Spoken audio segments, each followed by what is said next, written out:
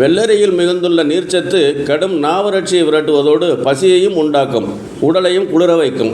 இவற்றை விட நம் இரத்தத்தில் சிவப்பணுக்களை உருவாக்கும் பொட்டாசியம் வெள்ளரியில் மிகுதி. செரிமானம் தீவிரமாகும், பசி அதிகரிக்கும், மூளைக்கு மிகச்சிறந்த வலிமை தரக்கூடியது வெள்ளரி. வெள்ளரிக்காய் சாப்பிடுவதால் எலும்புகள் வலுவடையும். இதில் விட்டமின் கே மிக அதிக அளவில் உள்ளது. இதனால் எலும்பின் அடர்த்தி அதிகரித்து எலும்புகள் வலுவடையும். வெள்ளரிக்காய் சருமம் மற்றும் கூந்தலுக்கு மிக நல்லது. வெள்ளரிக்காயை தொடர்ந்து சாப்பிட்டு வந்தால் முடி வளர்ச்சி நன்றாக இருக்கும். மேலும் சருமமும் பளபளப்பாகும். வெள்ளரிக்காய் சாறு குடித்தால் சருமத்தில் உள்ள கரைகள் மறைந்துவிடும். வெள்ளரிக்காய் சாறு ஈறுகளில் இருக்கும் நோய்களை குணப்படுத்தும். மேலும் வாயில் துர்நாற்றத்தை ஏற்படுத்தும் பாக்டீரியாவை அழித்துவிடும். வெள்ளரிக்காய் எல்லா வகையிலும் ஆரோக்கியத்திற்கு நன்மை பயக்கும். ஆனால் அதை எப்போதும் பகலில் சாப்பிட வேண்டும். அதே நேரத்தில் நீங்கள் இரவில் அதை உட்கொண்டால் நன்மைக்கு பதிலாக தீங்கு ஏற்படும். எதுவாயினும் நன்மை தீமை அறிந்து தெரிந்து உட்கொள்வது சாலச் சிறந்தது. வாழ்க வளமுடன் நேயர்களே.